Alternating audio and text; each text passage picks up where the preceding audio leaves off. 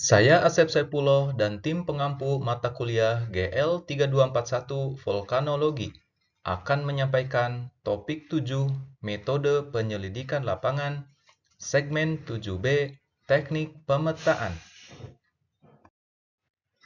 Pada segmen kali ini akan dijelaskan mengenai teknik pemetaan geologi di lapangan vulkanik yang berumur tersier atau lebih tua lagi. Medan gunung api tersier berbeda secara morfologis dengan medan gunung api kuarter, karena adanya proses geologi yang telah berjalan lebih lanjut.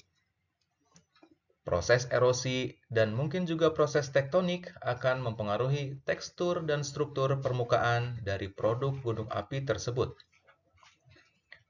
Morfologi sisa gunung api seperti leher gunung api sering menjadi penciri yang penting terdapatnya gunung purba di lokasi yang bersangkutan. Selain itu, adanya himpunan batuan vulkanik primer seperti lava dan piroklastika juga menjadi penciri adanya aktivitas vulkanik. Pada gunung api tersier, pusat erupsi lebih sulit dikenali karena adanya proses erosi. Sehingga sangat mungkin puncak-puncak yang tadinya menandai pusat erupsi sudah tidak ekspresif lagi secara morfologis, seperti halnya pada gunung api kuarter. Bentuk kerucut gunung api juga sudah tidak sempurna lagi akibat erosi dan tektonik. Bahkan, morfologinya sering sudah berubah sama sekali. Meskipun demikian, secara umum dan secara regional, morfologi puncak atau tinggian dari suatu perbukitan dapat dipakai sebagai panduan untuk mengenali adanya pusat erupsi. Pengecekan lapangan diperlukan untuk verifikasi, karena lokasi pusat erupsi adalah referensi kunci untuk melakukan pemetaan vulkanik di daerah yang diteliti. Pusat erupsi dari suatu gunung api tersier, meskipun sulit untuk bisa ditemukan di lapangan, tetapi bisa dikenali dengan menggunakan ciri-ciri sebagai berikut. Adanya struktur melingkar yang sering menandai adanya dinding kaldera atau dinding kepundan. Meskipun struktur melingkar ini sering tinggal sisanya saja, kadang-kadang hanya tinggal satu sisi atau sebagian. Ciri lainnya, di lokasi pusat erupsi, batuannya mengalami ubahan lebih kuat atau alterasi hidrotermal dibandingkan pada lokasi yang jauh dari pusat erupsi. Adanya zona ubahan intensif sering menunjukkan bekas pusat erupsi. Kemudian, penciri lainnya, adanya leher gunung api jelas menandai adanya bekas pusat erupsi. Di lokasi dekat dan pada pusat erupsi ditandai oleh morfologi depresi atau dataran tinggi.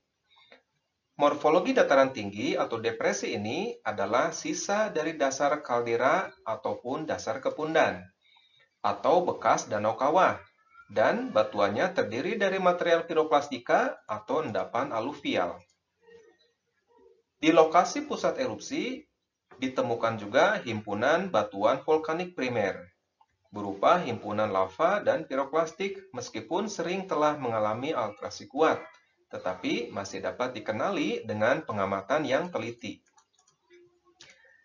Ciri lainnya, penyebaran sisa produk vulkanik, terutama produk primer, mempunyai pola radial atau cenderung radial, menjauhi fosil pusat erupsi. Dalam hal ini, pengukuran jurus dan kemiringan lapisan piroklastik dan aliran lava menjadi sangat penting untuk mengetahui pola penyebarannya. Untuk gunung api yang sudah lanjut, tingkatan erosinya, terlebih apabila telah mengalami proses tektonik pengangkatan, maka pada bekas pusat erupsi sudah mulai tersingkap batuan beku plutonik yang sering disebut subvolkanik. Dengan tekstur yang menengah sampai kasar, porfiritik dengan massa dasar yang holokristalin, ini adalah sisa magma yang membeku di dalam dapur magma pada saat tahap akhir dari aktivitas vulkanik. Pada umumnya, singkapan batuan beku intrusi plutonik ini di lapangan mempunyai asosiasi dengan batuan vulkanik yang menyebar di sekitarnya.